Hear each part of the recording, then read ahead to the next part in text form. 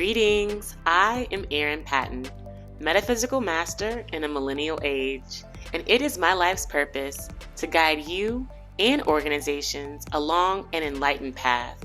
So I invite you to sit comfortably and tune in as I welcome you to the Meta Business Millennial, where we get the real conversations you won't get in the boardroom so that we innerstand. This is exactly the path we need to be on in order to grow, evolve, and thrive. Greetings, I'm Erin Patton, and welcome to the Meta Business Millennial. I am just so excited to be joining you today because this is my first solo cast in a minute. And there has just been so much on my heart, so much in my life that's been happening that it's just time for me to kind of sit, integrate, and really reflect on all the things that are going on, not only with myself, in my family, in my business, and more broadly in the world that we live in our earth, on our earth. And I must say that one thing that's really been resonating with me deeply, sitting with me deeply, is this issue around, or is this concept around, or is this practice around, rather, grace. And grace is something that, we hear, particularly maybe like in religious contexts, or maybe not often, or maybe before your meals, you say your grace, you give thanks. Yet grace could be one of the most powerful, I would say, emotions, practices, actions in our human existence, especially grace for ourselves. And I'm so glad that I started with that because we are often so quick to want to extend grace to other people or forgive other people. And that's always focused externally.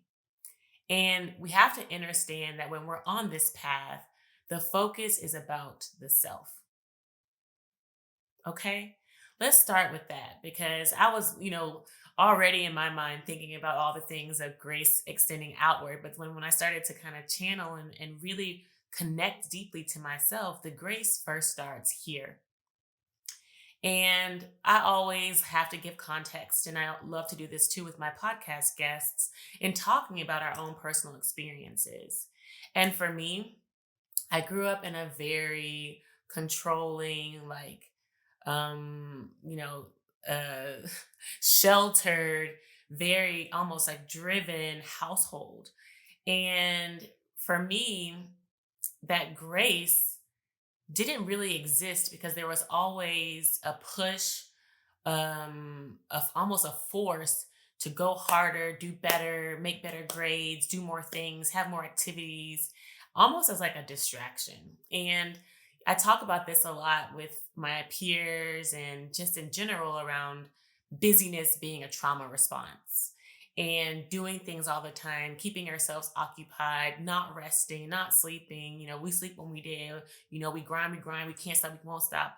That kind of energy as a trauma response because no one really wants to sit with their shit, okay? No one wants to sit with it. No one wants to smell it. No one wants to be in it. But that's the first step in really being able to clear it out and clean it out. If you're constantly busy, how do you not know what shit you're in? If you're constantly avoiding it or pushing it to the side or stepping over it, in it, whatever, then you're really not dealing with the problems. Actually, they're accumulating unconsciously in your being. And how that looks over time is dis-ease. When you're not at ease, your body starts to, have a wobble energetically. I love to talk about the energy body. When the energy's flowing, it's good, like a water, like a lake, like a waterfall. It's clear, it's clean, it's beautiful. But when it starts to get backed up, with the dam or in a puddle or pond, and it stops moving, what does that water become? Dirt starts to sit in it, things start to accumulate, and it starts to become diseased, not at ease. And this is what happens when we are kind of moving in life. Like my personal experience as a child growing up, moving well into my young adulthood. I mean, I would work, from 8 to 6 to 7, whatever the time horizon was, 7 or 7 to 7, and then go out after. And then try to come home and get a little bit of rest and then do it all over again, to just distract myself from that which I had inside of me, my emotions, my trauma, my dis-ease, my issues. And we really glorify this lifestyle of getting to the money, this lifestyle of getting to things, this lifestyle of just getting to the next milestone, the next goal. Yet are we fulfilled in that pursuit? What does that look like? That fulfillment. And this aligns with grace because in those moments, we rarely are extending ourselves grace because we're often judging ourselves. We're judging ourselves for not having reached that milestone quickly enough. We're judging ourselves for maybe competing or comparing ourselves to the people around us. What are they doing? What do they look like? What kind of car are they driving? What kind of house are they driving? What's in their bank account? Counting other people's bank accounts, what's in their pockets. And we have no clue. We don't even have a clue of what's in our own accounts, how we're managing our own funds, how we're doing our own businesses, because we're constantly comparing. And frankly, this is an acceptable practice in business. Even when we're doing feasibility studies or pitch decks or anything of that sort, we're always comparing ourselves to the competition, competitors, competitor analysis. Why? I really want to understand why. What can ever be gleaned from looking at what someone else is doing when it's your life, your path, your gifts, your opportunities, your co creation with God, your commitment and mission with God? So we have to bring it back to the basics. We have to really start to understand, why are we doing what we're doing? Judging ourselves, comparing ourselves, not extending ourselves grace, not extending ourselves the understanding, the overstanding, the understanding of where we are right now. What lessons do I need to be learning right now to get me where I want to be?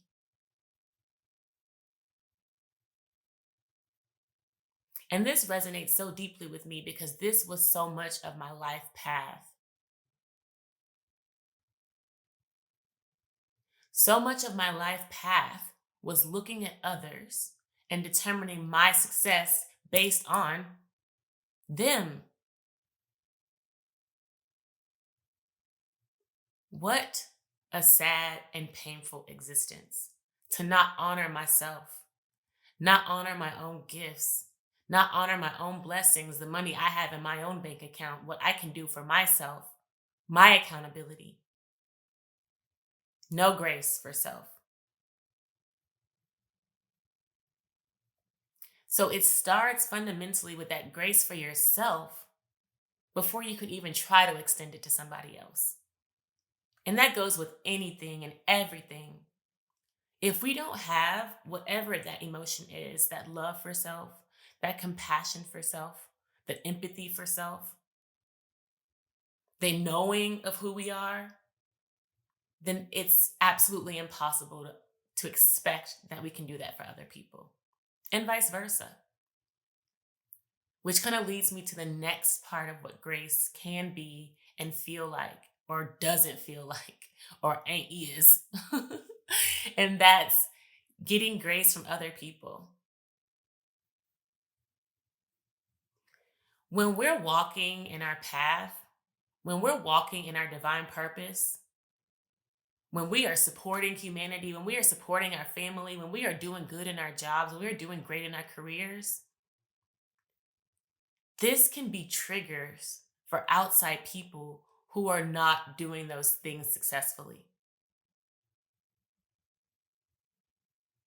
And when other people are triggered, it can manifest in so many ugly ways. It can manifest, a lot of people call it haters. It can manifest as people trying to sabotage you, take you to court, sue you, take things from you, steal from you, rob you, kill you. All of these things happen, and we see it happen every single day. Beat you. I've experienced a lot of these things myself from people who I love the dearest. But let me tell you one thing, as a highly conscious being, we have to see and understand the level of consciousness that other people are operating from as well. And that's where grace practiced with self can be extended to others. And the love and the compassion that flows within can be extended to others. And I want us all to sit with that, because that's not, hey, as a Black woman, that's not how we was raised. Or or any people, a lot of people, when people are coming for you, when you have haters, the you're generally taught to defend yourself. You're generally taught to fight fire with fire. If someone punch you in the mouth, you punch them back. Yet that's not how it works in the metaphysical realm. That's not how it works in the spiritual world.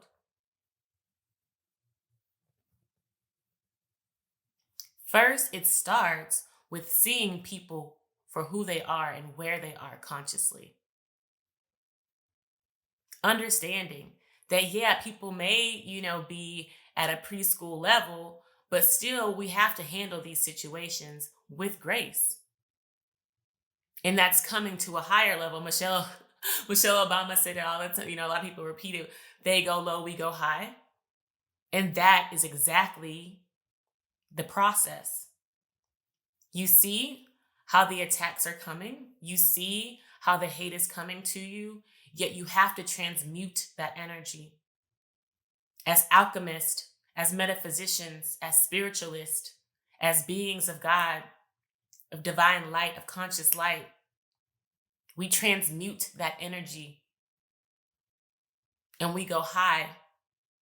We arm ourselves with the proper tools to combat the situation in the highest form possible. And that takes a lot of energy. Not only energy, consciousness, self-awareness, love for self, knowing of self, because in the face of all that chatter and noise, you have to continuously affirm who you truly are in the eyes of God. Who are you in the eyes of God and the eyes of self? It's not what they are saying. And, this is my personal upbringing. However, Jesus was a great ascended master who taught us this in a brilliant and beautiful and graceful way. He often spoke about how to see the faults in others and knowing that they know not what they do. However, he continued to arm himself with prayer, with fasting, with meditation, with gathering of his like minds or of his higher vibrational friends and peers to really help to solve these bigger issues and problems, even on his journey to his death, his persecution, knowing that the high consciousness vibration couldn't sustain very long in that context. So that also is just a beautiful, inspirational story for how we walk in this life, in past lives. We came here and to fulfill God's mission. Whatever that looks like for you, I can't articulate that for you, but for me, it is this meta business, this meta business venture, this meta business journey is my co-creation with God, and really honoring, accepting, and integrating spiritualism very intentionally into our lives, into our businesses, into our work. And if there are persecutions along the way, that's part of my contract with God. That's part of it, whether it come from family, whether it come from friends, whether it come from other business colleagues, folks who consider themselves competitors. but this is my path. And very similarly, I offer this inspiration to you wherever you may be on your path. You may not be fully there on the spiritual side, but you know that you are doing something that's good for yourself, that's good for your family, and you may be met with a lot of resistance. Trust me, that's part of the journey. That's part of the healing of the collective. And I love, love, love to talk about Dr. David Hawkins. He wrote this beautiful book about the map of consciousness. And the map of consciousness has helped me to really understand the levels of consciousness from which we operate from, the actions that align with those emotions and those levels of consciousness, and how they inform themselves in our world. And when we start to see where we land on that map, as we especially ascend that map, then we can even better see and understand where other people land on that map. And when we're able to see from which they're operating from which they're coming, then we can better extend grace and understand how to prepare ourselves if an attack should come from that level of consciousness. And one thing that I have been incorporating more and really just doing more is prayer, intentional prayer and conversation with God. Because in my metaphysical practice, I think I went through a very long phase where there was a lot of meditation, a lot of movement, a lot of silence, which is great because there are seasons where we just need to listen. We need to just shut up and listen. And right now, I'm in a season of really speaking my truth, communing very openly and honestly with God, and looking for signs that direct me to where I'm supposed to go. And I feel this for some of you out there, you listeners, you viewers, that this is a season for you to start that very intentional conversation with yourself, with your higher self, with God, however you articulate it, so that you can really activate those energies, those dreams, those visions that are within you that potentially are being met with a lot of resistance, so that you can start to cultivate that grace, that abundance, that love for yourself and where you're going in this life. And I just really want us to kind of sit with that conversation, honest conversation, honest articulation. Because the clearer we are on who we are, the clearer we are on where we want to go, the easier it is to get there. The easier it is for God to start to move and shift in the universe and your guides and your ancestors to move with you or release you. I was talking about this recently with one of my friends, my peers, about the binds that even our ancestors may have on us. God bless them, but we choose to live differently. Okay? There are a lot of our ancestors, beings in our lineage that may not necessarily be aligned to where we're going right now. There could be people in our lives right now that aren't aligned with where we're going. And just like a rocket ship, when the boosters fall off, you are going to higher altitudes. The boosters help you get to a certain height, of course, but then they fall off because you keep going higher and higher and higher. Not everyone, every entity, every being, every energy is meant to go where you're going. Go where I'm going. And that, in and of itself, could potentially be a grieving process. It can feel painful. It can look ugly.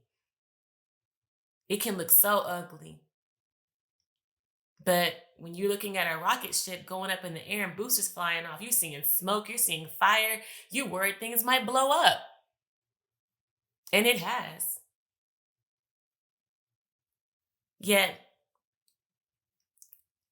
I feel for you, for me, that this isn't one of those combusting type of situations. This is definitely one of those ascension. going up into the stratosphere, the cosmos situations. And with that, we have to move impeccably. I've been doing this training with Eat Yourself Sexy Journey, my homegirl, Queen of Green. Queen is been a beautiful guide along this healing journey as well. And she's brought in Queen Afua. And part of Queen Afua's teachings aligned with that impeccable listening. This is her philosophy, impeccable listening. And I just extended a little bit further into the impeccable living. When we are aligned with God, aligned with source, aligned with divine will, our moves, whether they are perceived as right or wrong in this world of duality, when they are aligned with God, we are on the right path. Righteous path, rather. Righteous path. And the impeccable living, the impeccable listening is part of that intuition, part of that inner guidance system that we've been cultivating likely for a very long time, for some years. And if you're tuning in to this podcast or watching me, then you likely have been on this path for a little while. Very aware of the situations you're putting yourself in, the people you surround yourself with, the foods you're putting into your body, the things that you're drinking, the thoughts that you're thinking. This is part of the impeccable path. Because as we're being tested, whether by other entities, other people, other energies, we must trust and know this is part of our growth. These are lessons that we need for our ascension and also to teach others. With my mentors, Max and Jasmine, we are really co-creating a heaven on earth existence. Heaven on earth. Sounds familiar, right? Jesus talks about this too. Heaven on earth. Not when you die and go somewhere. No, I'm talking about right now. And there are a lot of people who aren't aligned with that desire. A lot of entities that do not benefit from you being actually happy and joyful. Okay? So you have to understand and understand and overstand that this is your birthright. And it starts with grace. It starts with grace for yourself, understanding of yourself, and knowing, really knowing who you are. And I'm so grateful to be talking about this because this is, again, what I've struggled with for so long. Not being able to see the wrong in myself, not feeling guilty, not feeling shameful about my life path. It's taken a tremendous amount of work, amount of healing to really see the good in me.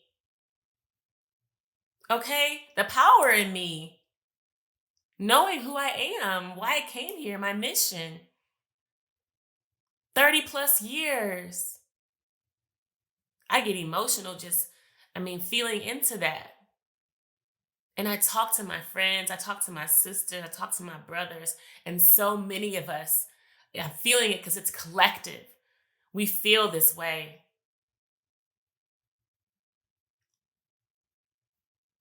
Feeling undeserving, feeling unworthy of wealth, of abundance, of prosperity, of success. Because oftentimes of what other people may think about us. How crazy is that when you say it out loud? Living a life for others, to please others, to make other people happy, to make them like you when they never did. They never were supposed to.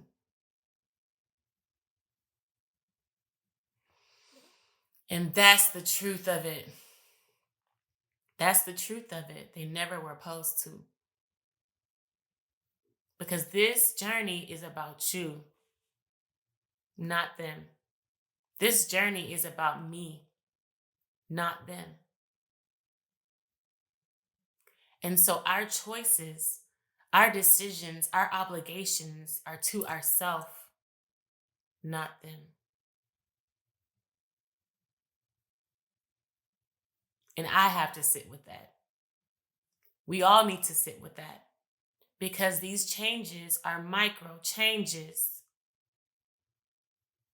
How can we change the world if we cannot honor ourselves? If we cannot change ourselves? If we cannot have grace for our decisions, for our mistakes, even however you want to call them mistakes? I don't call them mistakes, I see them as lessons. Maybe I could have done this differently. Maybe I could have done that differently, but I was operating with the best information I had at the time, the highest level of consciousness that I had at the time. Never in my life has there been intent to do harm to anybody. And I have to feel that for myself and know that for myself and take that up with God for myself, despite how other people may see or view it. And I encourage the same for you.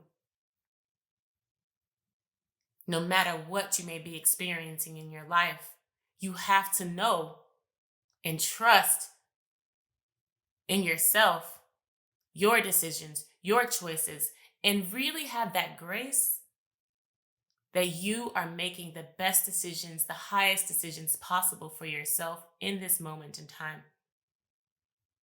Hindsight always looks good and pretty.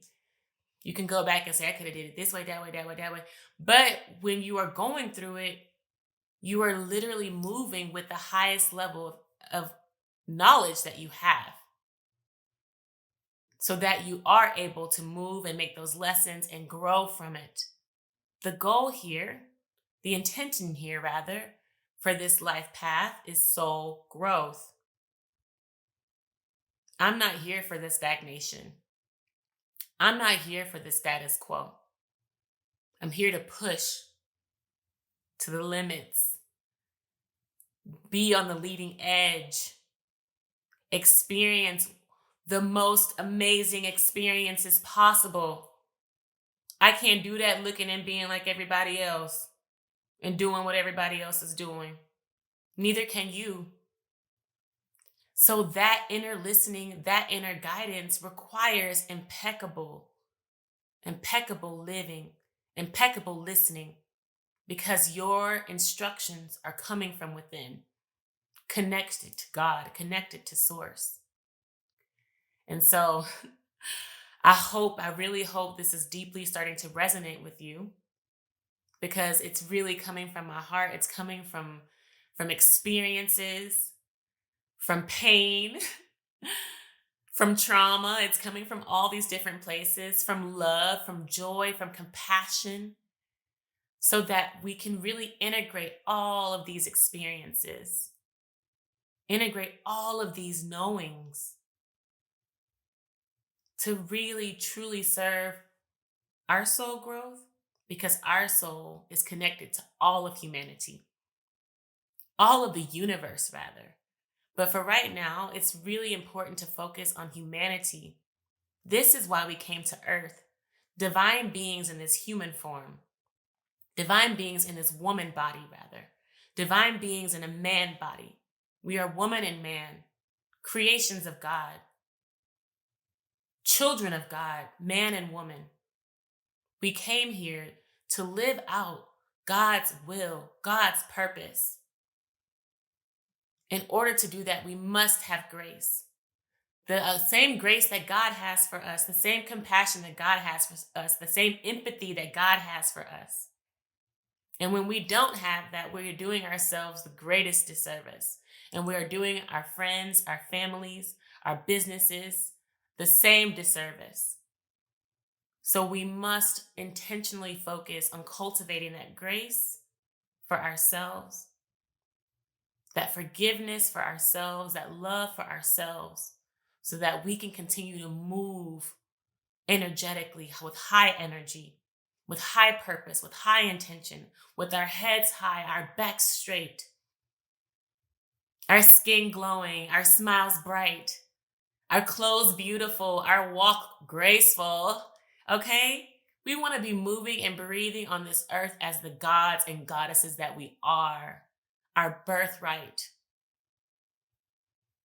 Knowing this is our birthright, right? Being in our birthright. I want to share my mantra with you, my daily mantra with you, because it really helps to kind of raise my vibration. And it goes, I think, I act, I talk, I walk, I breathe, and I perform as the multi-billion-dollar meta business being that I am. I love to share that and speak that over with myself because this is my vision for myself and for my work. And whatever your vision is for you, speak it over yourself. Know that you think it, you act it, you walk, you talk, you breathe it, you perform it as such. This is who you are. This is who I am.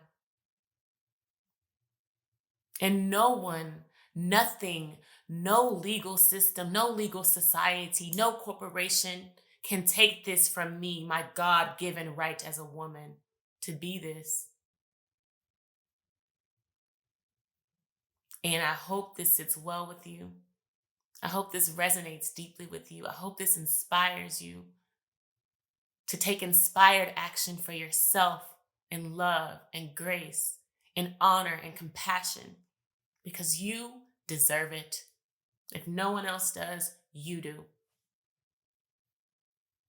And with that, I am complete.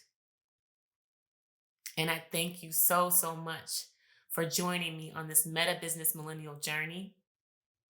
And I invite you to follow me on social media at I am Erin Patton, on LinkedIn, Instagram, Facebook, of course, YouTube. And you can check out more resources at my website, themetabusiness.world. I'll catch you all on my next podcast. And until then, much love and light to you. Peace. Did you really love this episode of the Meta Business Millennial Podcast? Well, I am honored, and I appreciate you subscribing, leaving a review, and sharing it with your friends, because your feedback allows us to co-create more enlightened conversations. And if you're interested in growing your soul now, head over to my website, erinpatton.com, to find all the show notes, links, and free resources to get your energy activated today. In the meantime, stay bright, my friends. Much love and light. Peace.